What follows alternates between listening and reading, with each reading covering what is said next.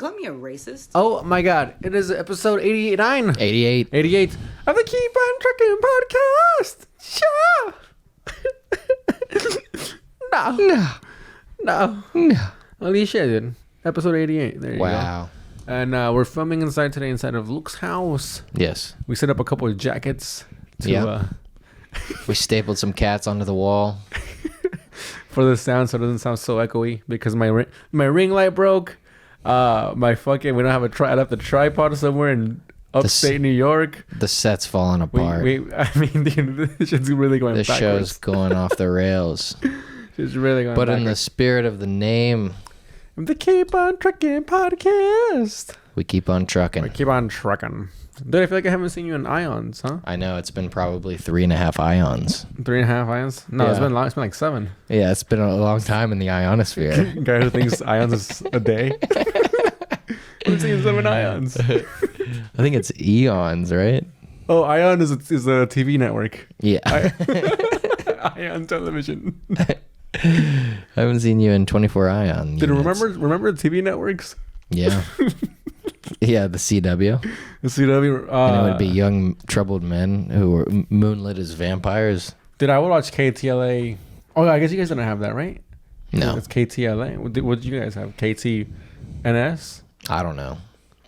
I wasn't really. NC? I just would watch Nick, and then Disney Channel, and then we got DirecTV, and then it was like started to watch TBS, FX. Right. Dude, did you ever I watch... was always into like movies and stuff. Did you ever watch Maggie and the Ferocious Beast?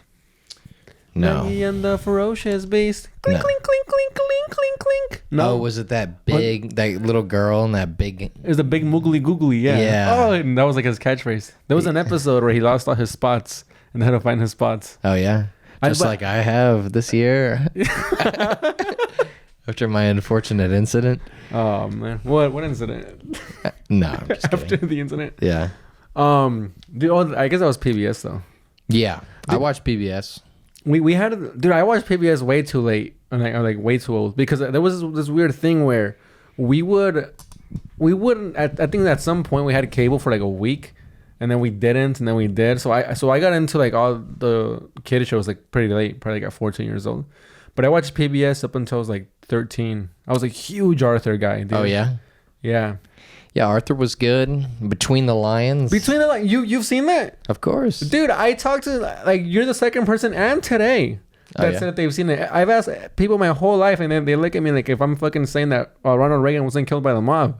I'm like, dude, like, Between the Lions was a show on PBS, and it was good. Ronald Reagan was killed. It was John F. Kennedy. Yeah. Ronald Reagan's brain deteriorated. One of the mob's more elaborate schemes. Ronald Reagan, the actor? Yeah. Yeah, PBS, Between the Lines, and then there would be it would be a bunch of little sections. Remember the guy hanging onto the cliff? Can't hold on much longer. But he had to spell something. Yeah, and that's why he's called Cliffhanger. Yeah. Dude, I can't believe we've never talked about this before. Yeah, man. Are you shitting me? Dude, no Yeah. one's ever heard of Between the Lions. Call Yeah. in or fucking comment. I can't remember all the parts of it. I just remember it started with that sequence. They would go in through the double doors, and there would be the lions perched on the Yeah. the banister. Me and my mom, or my mother and I, we would always Well, which quote- one was it? my mother and I feel like Yeah. we would always quote the one, because there was a segment where it was like a cooking segment, and it was the parents, and they'll be like, add 3/4 of a lettuce, like, all right, and like, all right, and then they'll start seasoning the steak, like, all right, add this much of salt, and then add this much of this, and then they would get to the part and they go, and put in the oven for, and they look at each other and they go, 3 hours. Nah, and they just devour it right there raw. That's funny. On Between the Lines? Yeah. I forgot some of the segments. There was the one with the knights where they would crush 2 words together. Oh, yeah. They'd be like, "Kuh," and then the guy would be like, at. Yeah, yeah. Kuh. Yeah, yeah, And they fucking crash. Yes. Yes, Dude. with jousting. Yeah, jousting. That's what it's called. Yeah. Gosh, that's bringing me back. What are the other ones? Keep telling me this. This is The thing that those are the only ones that I remember. Yeah, me too. I don't think that one was that good. Between the Lions. People It did was strange. Yeah, I liked it. I really liked it. Yeah. There was, of course, Sesame Street. That's famous. Sesame Street. Arthur. Cyber Chase. Cyber Chase was dope. Did you ever watch this? I don't think you probably. I don't know. Cyber Chase had like a really good theme song. Yeah. We're moving. What da da da da da. Play that funky music, white boy. Yeah, they just took that. Yeah. It's a huge lawsuit. What were they thinking? They were like, "What? It's public for everyone. We're public TV." Dude, do you remember in the middle of the shows, and we like to think so, and viewers like you, thank you. Yeah. I'd be like, yes, of course. Yes. Just keep the cartoons rolling. But then PBS, if you watched it too late, it would turn into just like public access television. Like it would turn into the news.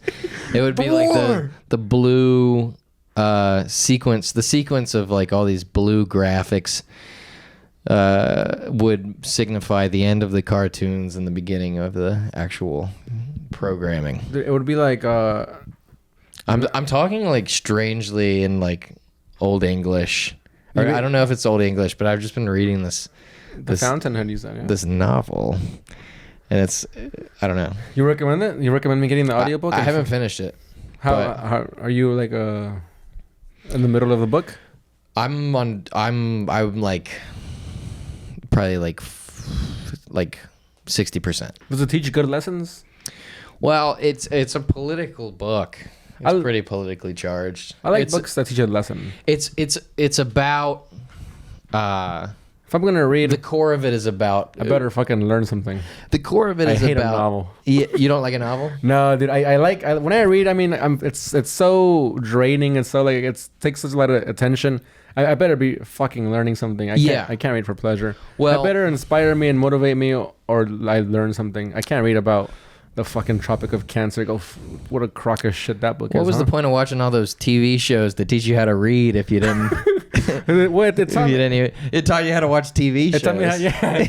They taught me how to appreciate colors. Yeah, and moving cartoons. Dude, I used to love to read when I was a kid, and I stopped. I stopped. Dude, I used to read these books. Damn, dude, I forget about these books, and it was like each book had like a theme, and they were like 10 pages long, and I loved them. Yeah. One of them was like about like don't be a show off, and one was like don't bully, and one was like, and it was always like the same group of friends, like the same characters. Yeah. And like what I liked about it was like they would always switch off. Don't like, tell people what to do. Probably, yeah, probably, and I blame that for not owning my own business. Yeah. And like what I liked is that every book like they like switch off characters. Like a different character would be a dick. Yeah. So it wouldn't always just be like one guy. Yeah. So like the person telling this guy to not be You're like, I know you. You're the show off. Who do you think you are? Yeah. Telling this other guy, but it was the same cavalcade of characters. Yeah, dude. I see. I gotta find these books. Yeah. We had a weird library in my garage when I was a kid. Yeah. We had that. We had Victoria's Secret. It's also catalogs. a weird place for a librage. In the garage. Yeah. Dude, my dad built a little office in there, kind of like this. Yeah, he built an office. That's cool. He threw in the library, which of the fucking library shelf, which is probably 8 feet tall, fell on me one time. Really? Yeah, I was climbing and trying to show off to my cousins, and it fucking came down backwards. Oh man, you could have gotten fucked up. Yeah, everybody freaked out. Yeah. And I said, I'm fine. Yeah. Went in my room and cried. Yeah. What is your dad interested in? What is he political like science. He was gonna be a lawyer in Mexico. Okay. But then he came over here with the promise of riches. Yeah. And he did fine for himself. Yeah, it seems like it. But dude, the library was weird. We had all these like kid books and shit. My mom went to school for like to learn how to be like a teacher and shit. She has like some kind of teaching degree.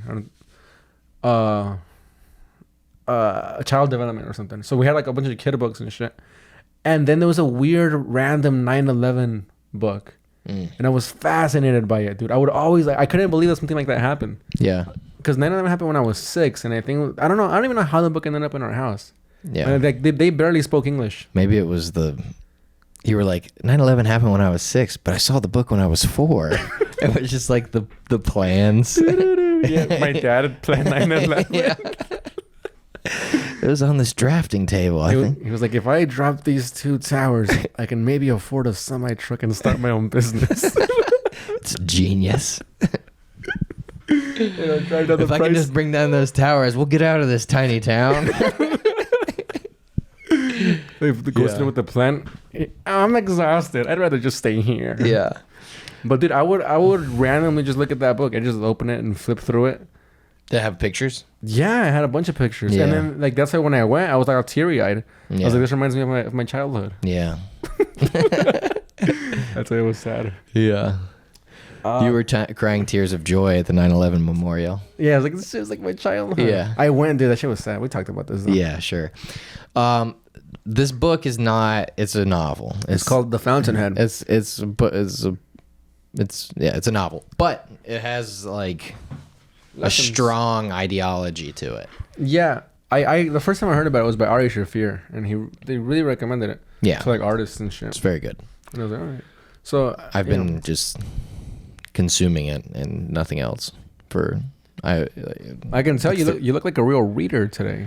Oh. You're Well, your button up shirt's unbuttoned. yeah. Your hair is long. Yeah. And your horse is parked out front.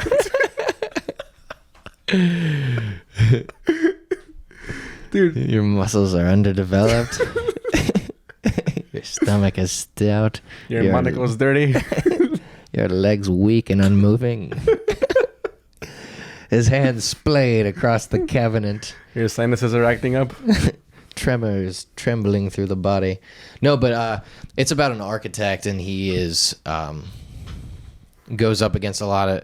It's about an architect with a strong vision, and I guess you kind of have to if you're gonna be an architect, huh? well, but there's all these architects. The whole divisiveness at the very beginning of the book is he's in school, and he gets expelled right at the beginning of the book. What did he do? Well, Spoiler. It's right. It's right at the beginning of the book. Oh man, I wanted to read it. No, you finish the Bill Clinton book first. Then I finished it. No, you didn't. He becomes president at the end. You're gonna be doing that joke for the rest of your life think I am. because you're never gonna read it. It's a good fucking joke. It is. Just a fucking comically oversized Bill Clinton book. If I read this just to tee myself up for my joke. He becomes president at the end. Yeah. Anyways. So at the very beginning, he gets expelled. What's his name? His name is Howard Rourke. Howard Rourke. Rourke. And he gets expelled. What if you saw me looking it up on OnlyFans? Yeah.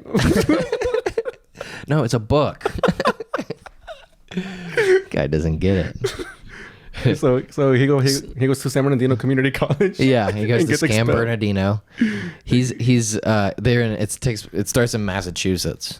Right. And he gets expelled because for one of his assignments, he's meant to draw up plans of a Gothic style building, an old building. Oh, nice. And he blows the assignment off. He essentially just draws up a bullshit. Squidward. Yeah, Squidward house or whatever. The professor, the dean, describes it as boxes stacked on top of each other. So he punches him and gets expelled. And so he gets expelled just for going against the style. Oh wow, dude. Yeah. Wait, I just learned this real quick. Sorry, not to veer off. No. Lunatic. I heard this when Tony Robbins was on the Theo Von podcast. Lunatic was the term when people were talking about how maybe we were able to land on the moon. Oh. So they would call them lunatics. I thought that it had something to do with Crazy people? crazy people howling at the moon. Oh, yeah. No, I guess. Well, that's what Tony Robbins said, so don't take my word for it. I said something contrary, and then you remembered that you had heard that before, and you were like, "Oh yes, that is also true." Wait, no. Well, no, I think I've heard of that, but I think you said that before. Well, I think lunatic is older than the aspirations to go to the moon. But I mean, you think of the word Luna. Yeah, it it means moon. it does mean the moon. Yeah. But the other And tick. definition, Tick means space. it's like an ouchie thing. It's like an insect. Yeah. Anyway, so this guy. Yeah, so he goes into his dean's office, and his dean is pretty excited to offer him a chance at redemption under the pretense that he'll be apologetic.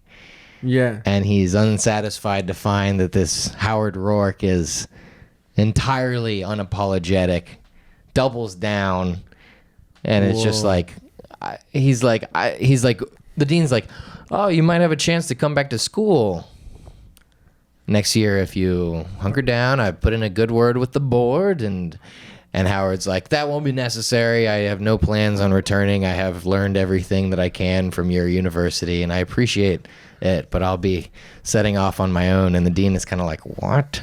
Like, and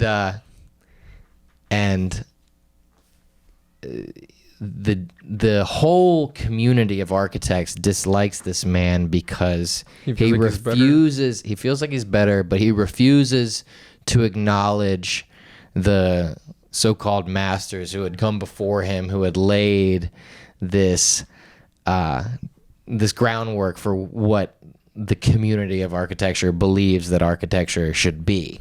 Whoa. They're like, everything that is known in architecture has been done. We can only hope to improve and make a small step in the great progression of civilization. And that's when it gets into, communism versus individualism and things like that. And you know what's crazy, dude? I've seen the drawings that this guy made, Howard Rourke. Well, it's a fiction. No. He actually he was a real architect, and what he designed were tract-style homes in the suburbs. He designed the cul-de-sac. Yeah, he just like... They wanted him to make a gothic, beautiful building, and he said, no. Yeah. I'm going to draw the suburbs. Dude, it's so funny because, like, I'm trying to picture what his buildings are because they don't... I mean, they describe it somewhat, but... I mean, you have strong opinions on architecture. I don't have strong opinions of architecture. You have... Yes, you do. You think I appreciate it? I don't know shit about it, though. But you still know what you like, and yeah. Plenty of the characters in the book are like, I don't know why I like it, but I like it. Oh, okay.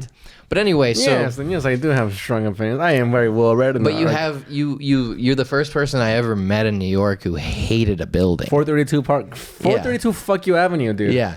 Building can suck my cock. Yeah. Dude, why do you hate it so much? Look at it. Tell me more. It's what is it? It's a fucking. I mean, I hate it because of how lazy it is. It absolutely destroys the skyline of New York. Like you look at all these buildings, you're like, oh, there's the Empire State Building. That one's that. It looks like a fucking thin version of one Twin Tower. Yeah, it's just one, and then it's way over there. It's in Park Ave. It's in Billionaires Row, so it's even bigger fuck you to the rest of the city. And it's just a skinny piece of shit, dude. And it's so ugly. What'd you think about the Twin Towers? I mean, at least there was two of them. So there was some sort of symmetry. The Twin Towers. They had 432 like an incredible. You know what I think is bad about Park Ave? What? It cuts horizontally. The lines. It does, but that's so the wind can pass through and it doesn't sway. No, I know, but I know there's passage, but there are lines that cut horizontally, which takes away from the height and the stature and makes it seem like a compartmentalized bunch of boxes stacked on top of each other. But you look at the Twin Towers, it had these vertical lines which gave it an imposing stature. It looks huge. Yeah. It looked it's just and the architect has apologized. Really? Yeah, he's a Brazilian guy, I think.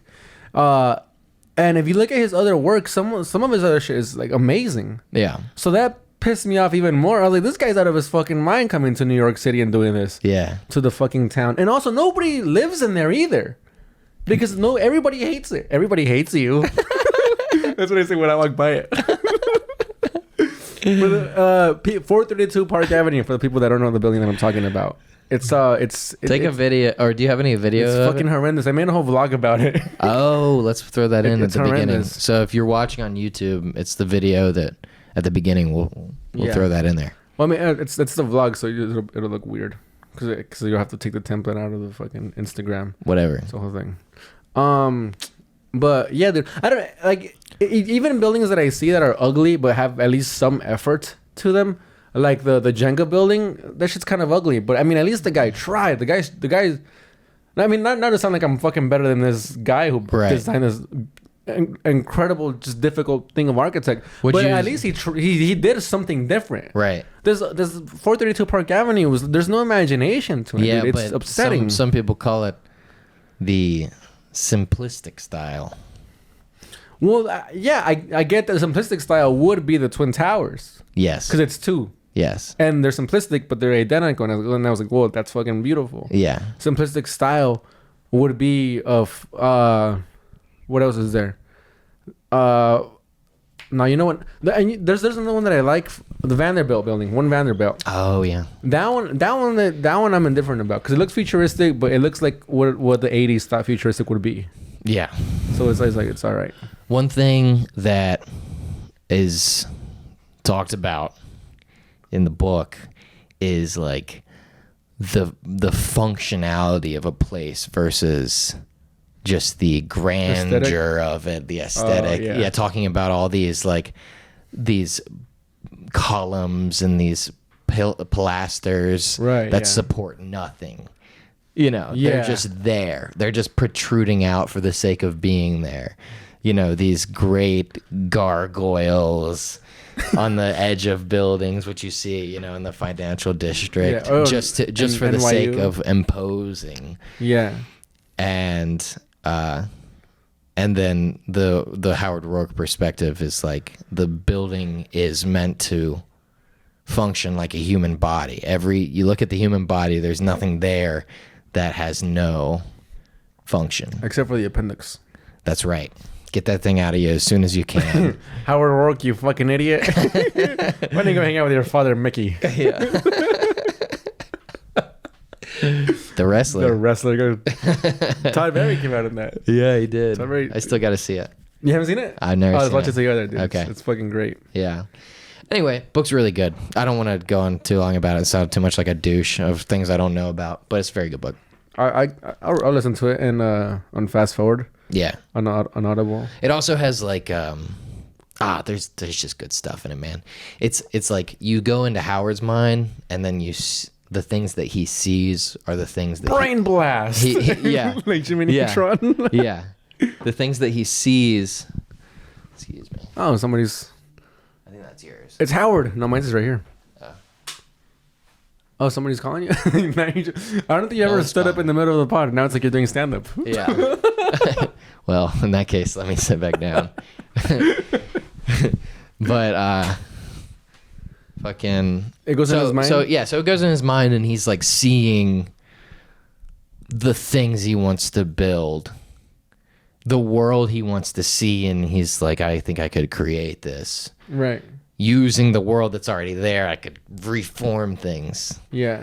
And then you go into the mind of his rival, and he can only see himself on greater and greater stages, greater platforms. He doesn't see anything except for a reflection. It's selfish. Yeah. And I had to think about myself in that moment, ironically, but I had to evaluate what and that's like the crossroads with filmmaking, is because like I could just be like, I'll just make it and put someone else in it, but also I want to be in it. Dude, I was listening to a thing with I spoke too soon. I thought you were gonna say something different, but so this is gonna sound like just completely out of left field, but not totally. I was listening to a podcast with Albert Brooks, and he was talking about the integrity that a filmmaker or a director must have.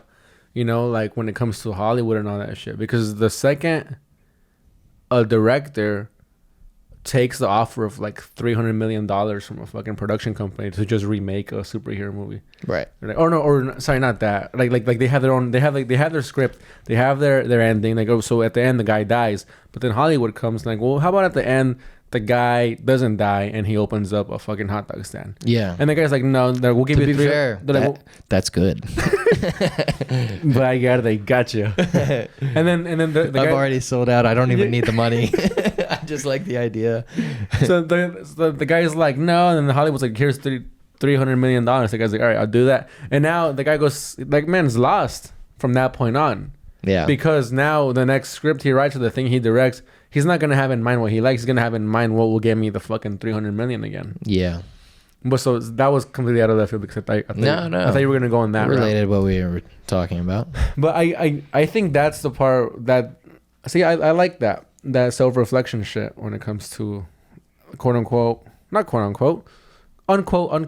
the arts. Yeah. You know, are we doing it for a selfish manner, or are we doing it because to serve, because I hear a lot of comics goes and then they're like, I don't give a fuck about the audience, you know. Then get what, dude? Are you saying that to be cool? Yeah. Asshole. Like I genuinely I've been doing this road gigs, and I feel a huge weight of responsibility because we're doing these shows in wineries in the middle of fucking nowhere, dude.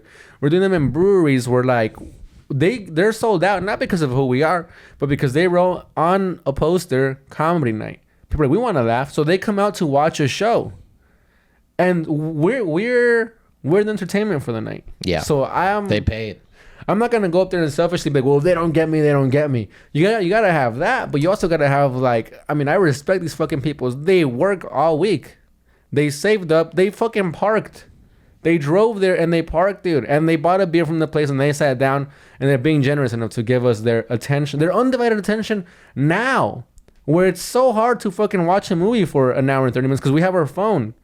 They're there for an hour and a half to watch us. Now, for me to be up there and have the goal to be like, what else did I want to talk about? Go fuck yourself. Be responsible. I got to write this shit down, and I got to care for the audience. There's that part of it, and there's a part of me where like, well, I still got to be me. So it is this like weird balance that we have to fucking go back and forth from. Well, you want the audience. You want to serve them. Yeah. But you also want to do the best thing that you can do. Yeah. And you know that the what you want is the harmony of the best thing that you can do, and then everyone to recognize that it is the best. Yeah. Because I've always said this. Because you don't want to go up and just do what the audience wants, but it's not you. It's not authentic, or it's not what you had envisioned. Dude, and then I don't even know if this is the irony of it all, but the thing is, at the end of it, is that the people that sell out, the people who are the best comics, are the people who are 100% themselves. Of course. And then to get there, you gotta fucking do these shows and risk. Fuck, they're not gonna get me, but I gotta do myself. Right. And that's where the weird balance comes in, because you think of your favorite comics, you think of your favorite people or whatever, and you like them not because they remind you of that, or because they remind you like them because they're them. Yes. And they became like Mitch Hedberg would just eat shit on the road is what they say. Like Mitch Hedberg and Norm Macdonald, they would just eat shit fucking day in day out. Bill Hicks eating shit all the time, dude. And then they somehow they became themselves, you know. But like nobody got them for a long time. Rodney Dangerfield, you know, another one who just ate shit their whole lives. But I don't know much about Rodney's story. I just know he got no respect.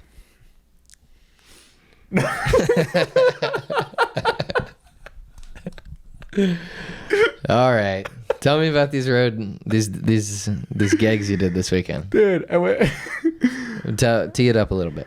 I went to I went on the road this weekend with my homie Mike Friedman there. Big Mike. That's what I've been calling him. Big Mike. And he hits me up. He goes, "Yo, I'm doing some road work in Michigan, Pennsylvania, and other some drilling." Huh? Nothing. Some drilling? Yeah, some road work. Yeah, dude, I went with my fucking notebook. Turns out we laid down concrete. It was dead asphalt. Dead asphalt. Oh my god, what a terrible joke. What was it? What did the construction worker say when he got caught cheating? It wasn't my fault. It was dead asphalt. I wrote a street joke. That's pretty good. Yeah, I wrote a street joke, folks. That's actually pretty good. What was the other one that I wrote? Why did the genie why was the genie mad? Because he was rubbed the wrong way, and he gave the Asian lady good money. Yeah. But then you had this Freddie Mercury joke that was ridiculous. Oh, dude, with those gay guys, like, oh, by the way, these are from Joke Karaoke. We wrote some. Yeah. Me and Luke wrote some jokes with our homies over at Joke Karaoke, and we walked around the street. Go watch Joke Karaoke. They got some good stuff. We walked around the street giving people joke cards and shit that we wrote. I pretty much bombed the whole night. Oh man. I had one good one. Which one was it? It was the Wright brothers were the men who pioneered modern flight. Not to be confused with the Wrong brothers, who I recently made the mistake of messing with. Wow, dude. Dude, I wrote a terrible joke. And not even too long ago. I feel bad to admit. Maybe like 2 years ago, where I really liked it. And my buddy was like, "This sucks." What was it? It was what was it? Oh, I think there was a gang. Oh yeah, there's a gang up and coming in Paris, California. They're called the Gutter Squad, and they're terrible at bowling. Oh man. My buddy was like, "You gotta kill yourself." Oh dude, I wrote a really bad joke last week. What was it? There was a In-N-Out burger franchise that closed in California because it kept getting robbed. Who's robbing a fast food place? The Hamburglar? Dude, bad jokes are fun, dude. Yeah. Dude, what is it about comedy that when it's like really bad, you just hate the guy? I don't know. Dude, I wasn't debating. We pretty much agreed quite rapidly, me and Mike, about what's worse, a bad rapper or a bad comedian. And I think It's a bad rapper. you think that's worse than a bad comedian? Dude, I think a bad comedian is bad because he just, when you see a bad comic, you just think, you go, oh, stand up is over, stand up is dead. When you see a bad comic, and it's just way harder to watch a bad comedian than it is to watch a bad, because a bad rapper, they could still be making a fool of themselves in front of a sick beat. Right. Oh, what's that fucking voice? I don't know. I'm Right. I'm very serious about it because I failed at both. Okay. you tried rapping? No, I never tried rapping. Oh. I mean, sure. For us? I've freestyled it. I probably recorded. Fucking Ben Shapiro over here. Yeah. Facts. There's only two genders. Yeah, dude, that shit sucked. Then you said you liked it at first. I did. The first time I heard it, I didn't like the song, but I liked how Shapiro came on the beat. Dude, don't you hate He kind that? of had the voice for it. Don't you hate that when you see something that you like, and you're like, I think I like this, and then you show someone, and then you're watching it for the second time, and then you hate it. Yeah. But then the person watching it is under the impression that you really like it. Were you under the impression that I really liked it? Yeah, you said it was good. Oh. And then I was watching it. I was like, oh, dude, what is this? Never mind. It's bad. It's very bad. That shit happens to me so often. Yeah, well, because you have I have weird terrible taste. taste. I have weird taste. Yeah. All right. So, what happened on the road? Oh, dude. So Mike's like, let's get the fuck out of here. Let's go do some shows. I'm like, you know what time it is? I got some free time. I just started a job. I'll miss my first Friday. And they go, rock and roll. And we leave Thursday night. Right? We got to drive 12 hours up to Coldwater, Michigan. So we leave like Thursday, like at 9 p.m. And he has a homie out in Pennsylvania. And he goes, we'll spend the night here. And I'm like, I'll stay in the van. And he goes, you can stay in the house. I'm like, no, it's all right. You know, I got to rub one out. And he goes, all right. And I go, unless it's cool to do it in there. And he was like, no. And I was like, come on. That's a crazy thing to ask. And they were like, all right. Well, he called. And then the guy was like, let me ask my wife. And his wife was like, he wants to do what? He wants to rub one out. And she was like, where? And then he was like, she said, where? And I was like, I don't know, like, where am I sleeping? And he's like, where's he sleeping? And they were like on an inflatable mattress. You're lying. And then I said, dude, fuck that. And the inflatable mattress, they disrespect me. And I spit on the floor of my van. You did not ask the host if you could rub one out. No, so You don't ask, you just do it. terrible house guest. Well, You don't think I ever asked my grandmother? No, so we go, right? And we get to his buddy's house. did you actually sleep in the van? Yeah. Why? I don't know. I was gonna be on the phone with Adam, and I had to wake up early to take some meetings for work because I'm a corporate girly now. Uh-huh. It's so funny, like finally, like things are happening with stand up at the same time that I just started a fucking actually decent job. Yeah. But anyway, It's all right. You can do both. Yeah, dude, we'll see. You can be on the road and you can work from home. Just work from home. Yeah, from home being the road. Yeah. Anyways, so Well, I mean, you do live in a van. that's what I'm saying. So home is the road, even if you're home. Yeah, dude. Can I sleep here tonight? Do you need to? No. So We'll talk about it off the pod. it just make her. Are you gonna beat one off again? I swear. Beat one off. That's not what people say.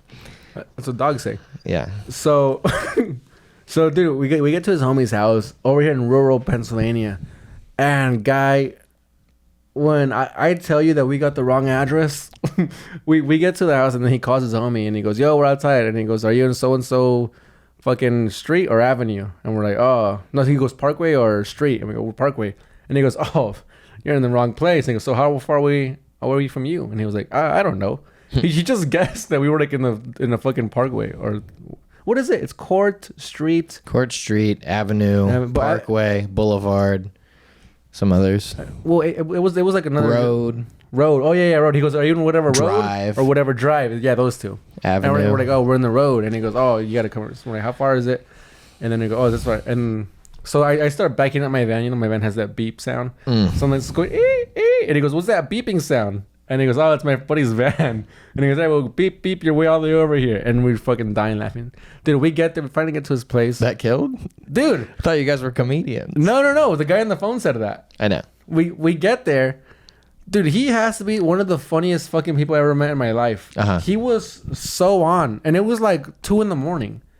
And like he was the quickest, like, dude, someone like, and we all say this, and I know some of the funniest people that I know aren't comedians. Like they're just fucking dudes out there just walking around. Yep. And holy dude, he was so funny, and I couldn't believe how funny he was. I became so self-conscious. I was like, I'm gonna go sleep in the van. I slept in the van. I can't be here in this man's home who is funnier than me and not a comedian.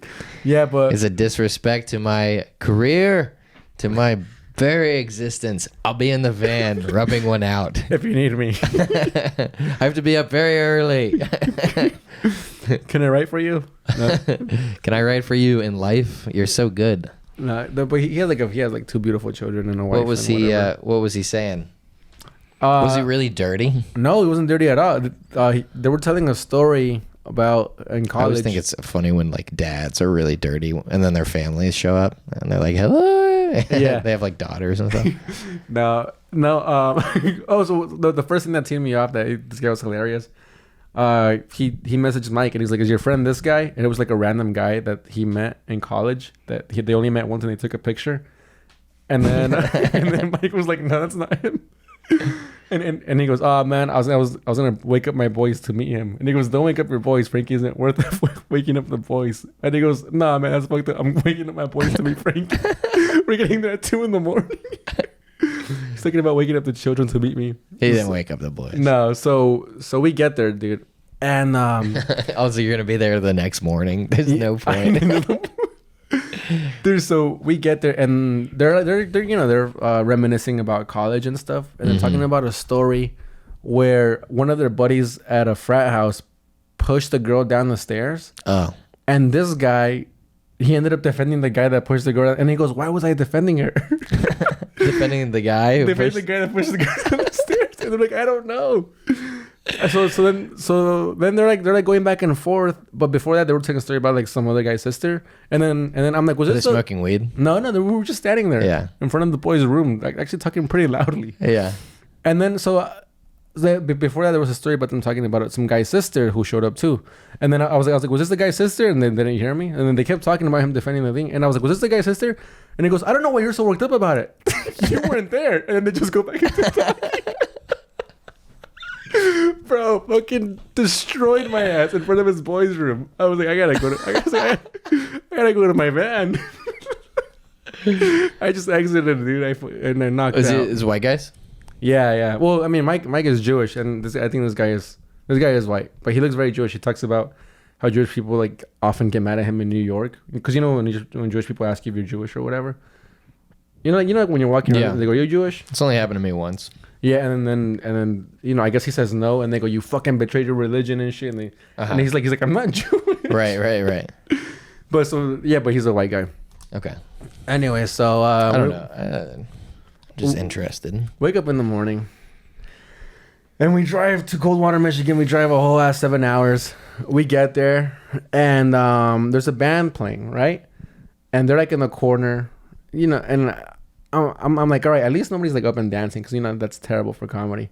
So the band's playing in the corner. They have like a beautiful PA system, and we It's meet. a bar. Yeah, it's a bar. It's a huge bar. Yeah. We go out and we talk to the owner. And we're like, oh, we're the comics, whatever. He's like, all right, he goes, you'll be setting up over here. He walks to like it's a brewery. Sorry, he walks up to like a little ramp that they have. It's probably like a ramp not more than 3 inches tall that's used to go over a little step to probably like roll up the kegs. He goes, this will be your stage, and it's in the middle of the brewery. And he goes, we figure it'll be cool that this is the stage. And we're like, fuck. We're like, all right. Well. Does it have like a railing? No railing. I wish. Actually, no, I don't wish. So he's like, this is your stage. It's right. like the metal with the grooves, like all the little. No. But So like if you ran your fingers over it, it would go like. Brrr. right, yeah, no, but it is about that height and that small. Okay. So like I just go quick. So like basically we're just on our tippy toes. That's the stage. Okay. Is that we're like our heels are up You're against just bigger, slightly bigger men. yeah. Yeah. We're like a little. We're like tall enough where we could get a little higher on the cabinet to grab something. Like so that's what we are. And You're the man of the house. And we're using the PA system that Matt Hansel let us borrow. Fellow comedian from out here. It's a very tiny piece of shit. Shout out Matt Hansel. Shout out Matt Hansel. He's very, very He's got a pod. Common Enemies. common enemies. I just came out on it with you. And I did it again. No, I didn't do it with you. A long time ago. Long time ago. And then I did one with Josh. Joshua Creedon. Joshua Creedon. Anyway, so Matt lets us borrow his little piece of shit PA system, right? And, fucking, I like begged him for it. I'm like, please let me borrow it. And he goes, I'm leaving to DC. I guess he had some gigs out there. I'm like, dude, I'll meet you. I like swerved in there. I did the impossible to get this PA system. We get to the brewery and it's like, this PA system is not gonna do shit. What are you thinking about? Nothing. I just looked in you had the 1,000-yard stare. Yeah, I was just thinking. Oh, about what? I'm sorry, am I boring you? No, it doesn't matter. I'll tell you later.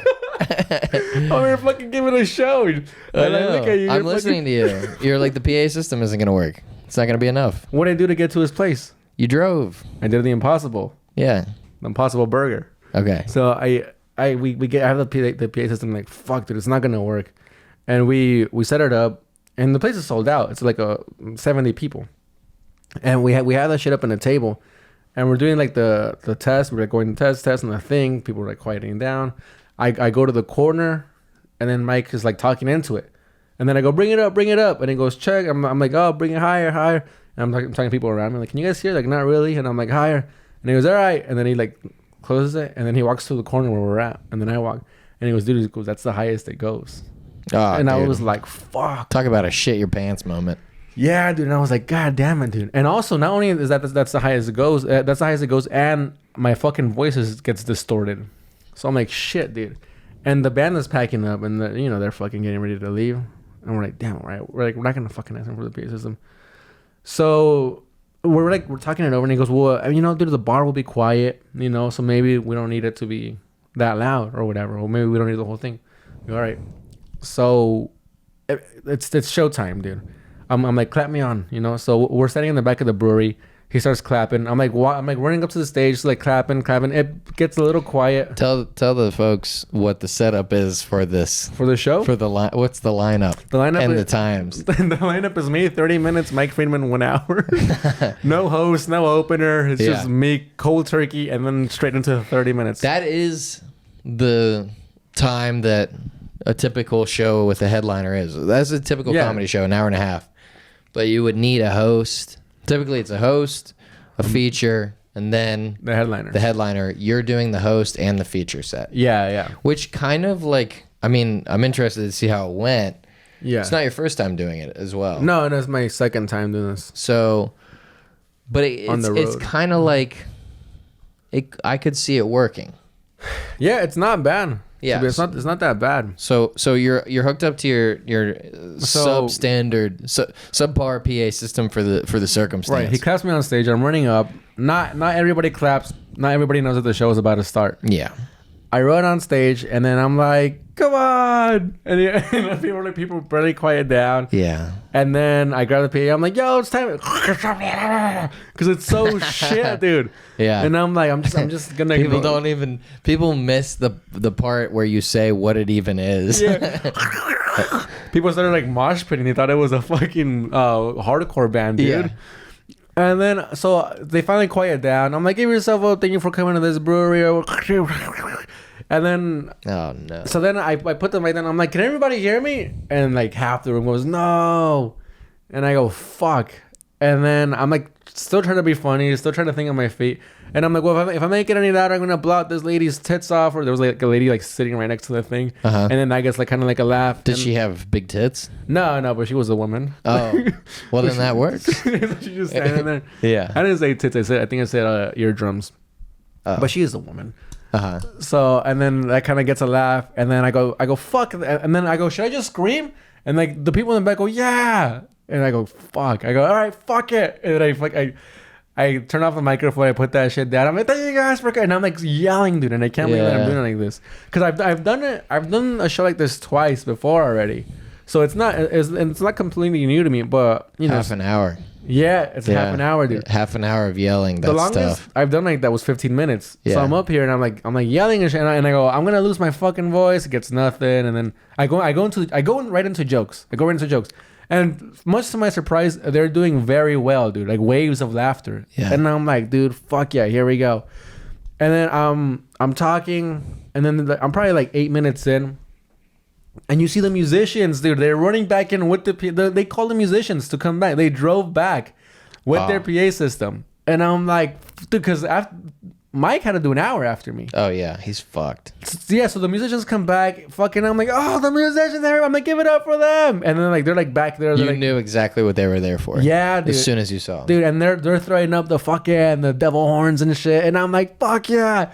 You know, half the crowd doesn't even see them. So it's just me and the musicians going, wow, to each other. Yeah. Because, like, I saw what was happening because they were behind the crowd. Right. So they're like, why is he just freaking out and, like, hyping up the musicians? Yeah. And then they see the PA system come in and then they start clapping and shit. I'm like, fuck yeah, give it. And I forgot I don't know what the name of their band was. How long were you into the set? Like 8-9 minutes. Okay. And then so that was the hosting set. Yeah. And then the guy starts like setting up. That actually kind of works neatly to break it up. Yeah, dude, a little bit. Yeah. The guy's like setting up the thing on the he puts the PA system on the corner where the musicians were at. So we still gotta run a line of the mic cord to whatever. So I run to the corner and I'm like, oh, thank you, whatever. The mic cord isn't long enough for me to go back to the center of the restaurant. And then so I'm like, fuck it, I'm gonna just do it over here. And there was like the crowd like. There was like a weird pillars that couldn't see the show. So first of all, they were just fucked because they couldn't hear me, and now they can't even see the show, but they can't hear me. So I'm like riffing on that, and then the guy, he has another mic cord, connects it, and I'm like, fuck yeah, dude. And then I run back, I'm like, all right, let's get this show started. Everybody's like, ah. And so how many like, people? Like 73 or 80, something like that. Okay. There were 73 tickets sold, but I think like more people bought tickets at the door. Nice. And so we're finally getting the show started, and I'm like in the middle of like one of my favorite jokes. And I just hear, why you don't fucking touch me, you fucking slut. And I'm like, what the fuck? There's a fight's breaking out, dude. A fucking fight's breaking out 2 feet away from me. Oh my god. Between like, a man and a woman? Yeah. And then the guy pushed the woman down the stairs, and then the guy you stayed with was like, hey, let's hear the whole story. Yeah. He starts defending her, or defending the guy. Right. You get what I'm doing. It's a callback. Yeah. So there's like tables flying. The fucking bartender's like hopping over the bar. They're like fucking pushing people out of the way. Yeah. And I'm like, geez, and I'm like, oh, what's happening? I'm like still on the microphone. I'm like trying to. I'm like, should I keep riffing on this shit or whatever? And then the guy's like, don't fuck it. And then they all. So I'm just quiet at this point. I'm like, I'm not gonna escalate this shit. Was it really a man and a woman fighting? It was a man yelling at a woman. I think some of the employees knew the woman. Mm-hmm. So they fucking like they all like jumped to her defense and shit. And they're kicking the guy out. And I was thinking a joke about sleep. Was it fists or just pushing? It was just pushing. Okay. And like just shit falling off tables and shit. Yeah. And like they're bringing the man out. And this interrupted a joke I have about sleeves. Which I know you know. So then the guy, which was bombing too, by the way. Oh yeah. And then they get the guy out of the restaurant. And then I just go, oh. What was that? Oh. I'm just silencing it. They get together at the restaurant and I go, oh, like fucking. I was like, I thought like my sleeve material was too much for that guy. Oh, I get to fucking laugh. And I'm like, you were like, that guy's definitely never had a long sleeve job. Yeah. Did you say that? No. Oh, I said something about equal value though. Okay. And then, but I mean, it's very easy to get a laugh. If the bit was working, right, that would have been a great line. But it's also very easy to get a laugh on a great situation line by me. If a great line by Luke Davis manufactured in 1997. Come down to North Carolina, used vehicles. Come on down. All right, but anyway. So it's very easy. I feel like it's very easy to get a laugh in a situation like that because like the tension is built up. So I mean, all your job is to say something slightly funny to break the tension. So then I did that, and I'm like, all right, let's get. What if you were like, okay. What if I just started crying? Oh, I think I said that. I think I said, what if I started crying and then I got to laugh too? So then I'm like, all right. So now I'm like 15 minutes in. I'm like continuing on with the joke. I mean, sorry, with my set. Dude, when I tell you that the bartender dropped probably the biggest plate the fucking bar owned, dude. Oh, yeah. It was the loudest shatter. Also in the middle of like another, like right in the middle of the punchline. So at this point. Also, it was very crispy chips. Yeah. There's...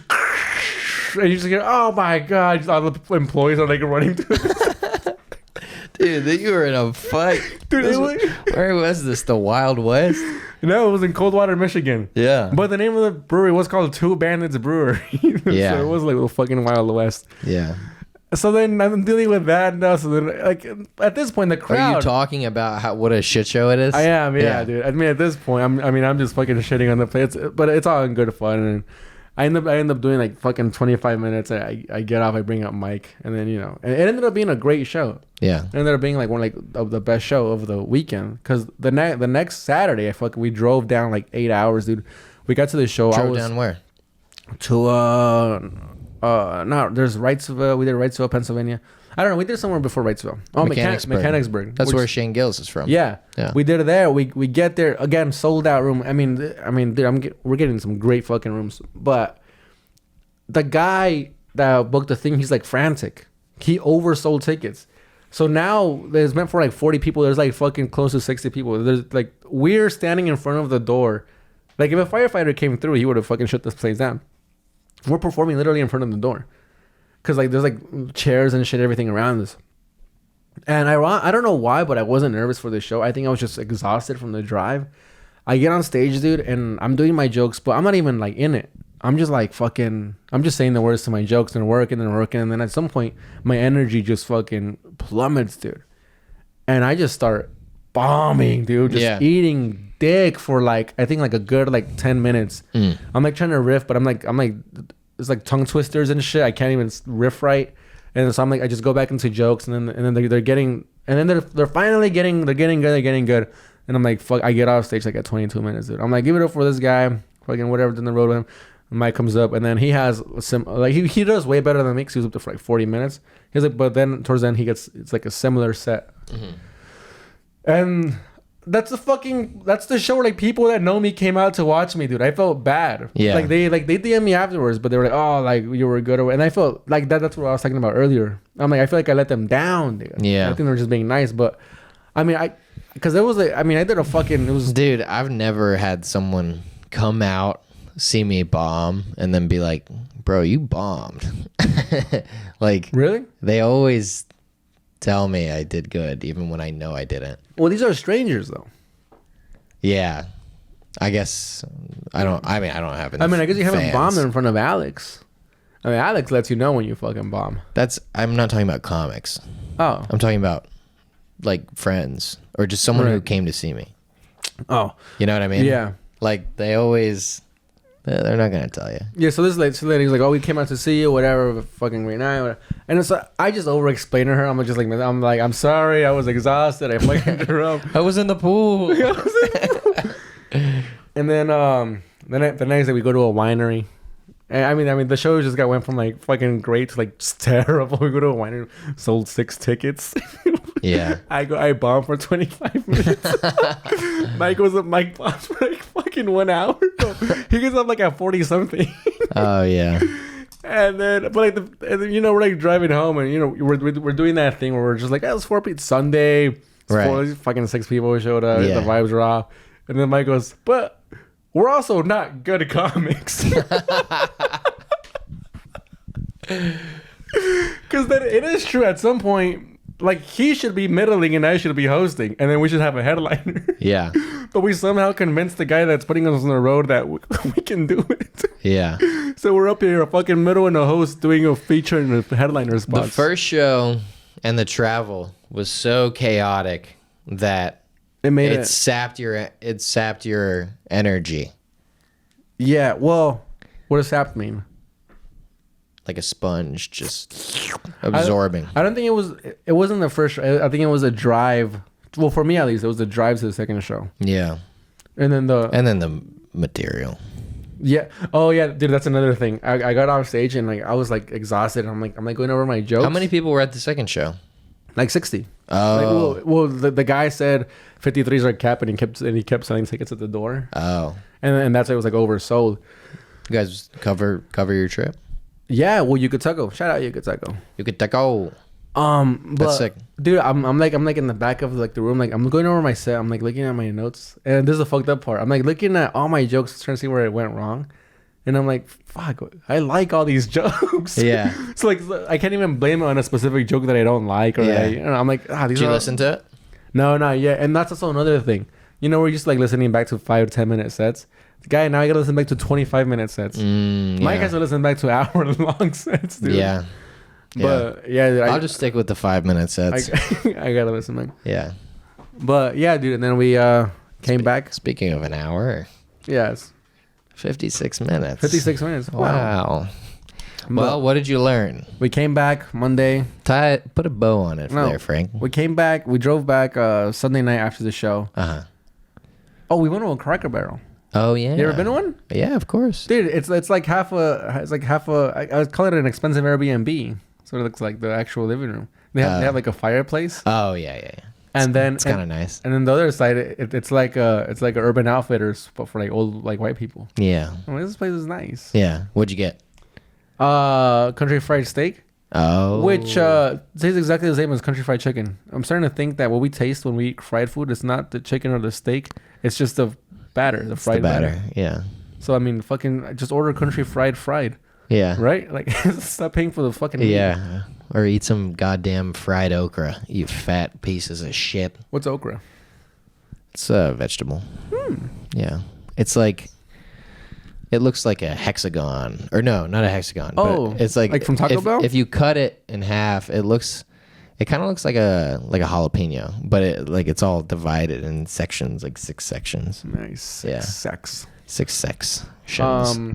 Yeah, and then we drive back at after the Sunday night show, and then I fucking get like 4 hours of sleep, wake up, and then go to work. I'm gonna go corporate girly job. Yeah. Yeah, dude. And all that time you never thought to come see me. Somehow I make the story about myself. That time you never called me. No, we talked Yeah, you did a little bit. Yeah, we wrote a little funny thing. Wrote a little funny piece of the something Yeah, dude. that we're working on. But it sounds like fun. Yeah. Oh, and then we're going back to Pennsylvania. I don't know what city. So come look at my Instagram and my TikTok, people. We're going back to Pennsylvania. The weekend after that, we're going to Seattle. Woo! So Washington. Yeah. You're flying. Yeah. Fuck yeah. Are you going home as well? No.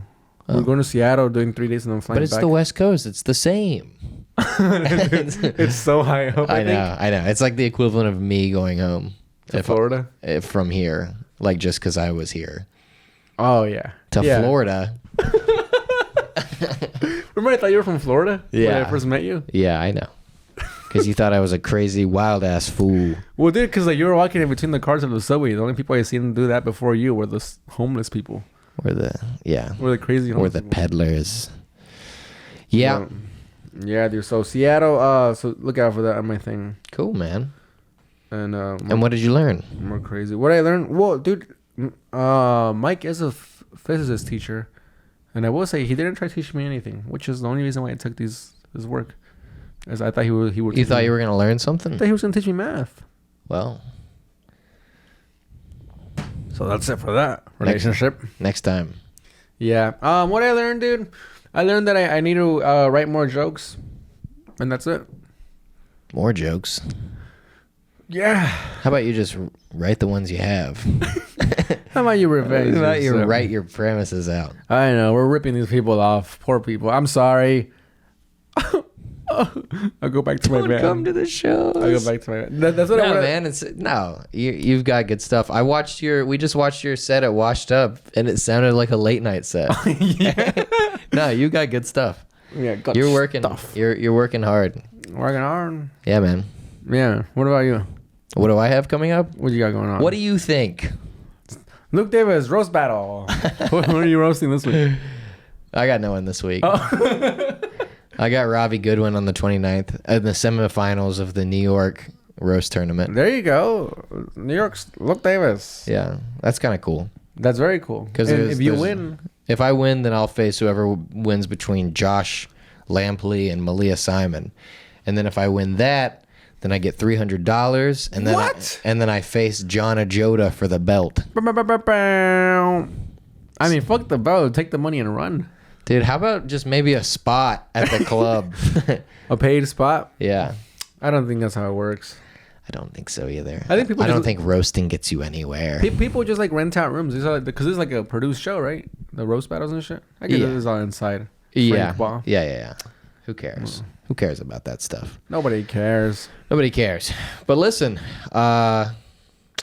real piece of work. Real piece of work sketches. Yeah, we're gonna keep putting those out. YouTube, one a week. TikTok, Instagram. This guy's about to post that set that we just talked about. So check out the set. I'm gonna put that on YouTube on the same page that we're on right now, where you're watching this. Yeah, you can go watch Frankie's set.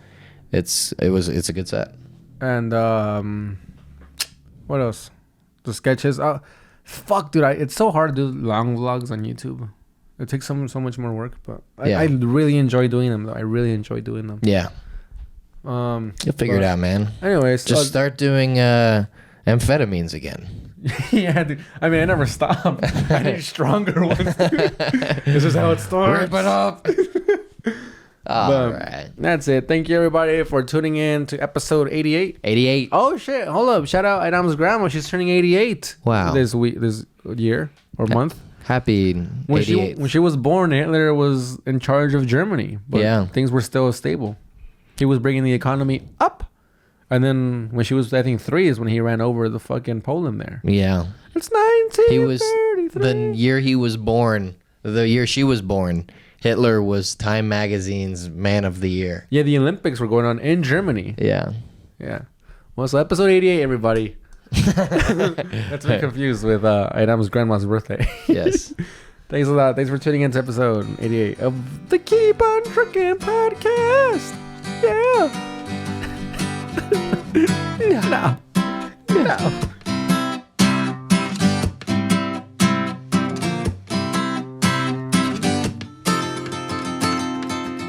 Are you calling me a racist?